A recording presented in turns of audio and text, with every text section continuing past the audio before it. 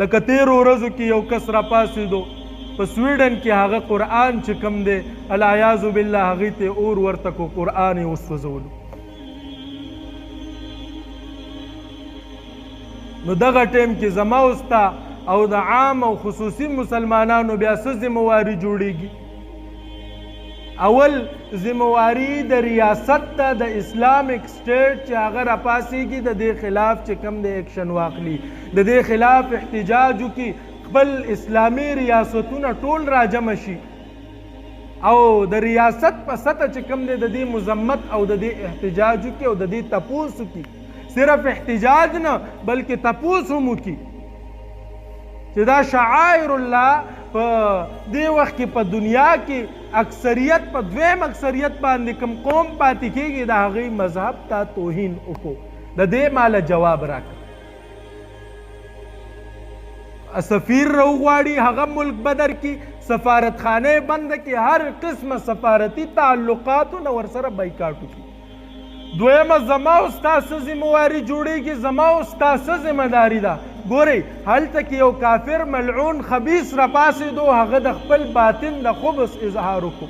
نو پکار ده چې مؤمن مسلمان قرآن سره د خپل محبت او مودت اظهار وکړي. لکه قرآن سره د خپل محبت اظهار په دې صورت کې وکړي چې دا قرآن یاد کړي، د دې قرآن الفاظ یاد کړي، د دې قرآن په تعلیماتو ځان پوه کړي، د دې قرآن په تشریح او تفسیر باندې ځان پوه کړي. په دویمه درجه کې په خپل اهل او عیال خپل بچي دې ته آماده کړي چې هغه د قرآن تعلیمات حاصل کړي، په خپلو بچو باندې د قرآن زده کړه وکړي، په خپلو بچو باندې قرآن یاد کړي. دریم چې کومو ځایونو کې د دې قرآن تعلیم کېږي د هغې ملاتړ او مرسته وکړي. کومې مدرسې د قرآن د تعلیم دپاره قایمې دي د هغې چې کوم دی ښه مضبوط ملاتړ وکړي. کوم قاري چې د قرآن تعلیم ورکوي د هغه ستاینه او ملګرتیا وکړي. کوم طالب چې د قرآن تعلیم زده کوي هغه سره خپل هر قسمه امداد وکړي. او بیا د قرآن په تعلیماتو باندې عمل هم وکړي.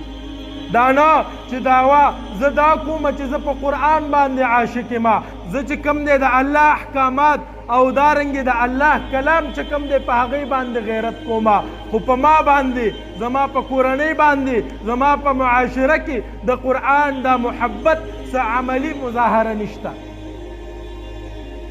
زه دعوه خو چې کوم دی د قرآن سره د مینې او د محبت کومه، خو قرآن سره مینه او محبت زما په وجود، زما په کورنۍ، زما په چمګاونډ په دې باندې ښکاري نه. نو تشې دعوې او تشې خبرې نه.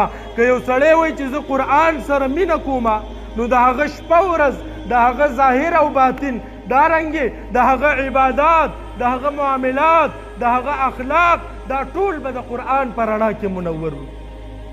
او چې کله مو په قرآن باندې عمل وي، چې کله مو قرآن سره دارنګې مینه او لګاو وي، بیا به یو خبیث او ملعون داسې جرأت نشي کولی. اوس هغه ته پته ده دا که اکثریت دي د دې تعداد زیات دی، خو د زړه کې هغه غیرت ایماني پاتې نه دی. و کله چې په قرآن مې عمل وشو بیا به چاته دا جرأت نه حاصلېږي. وایي که عمل دې وي پې کړی قرآن ستا دی، که عمل دې وي پې کړی قرآن ستا دی.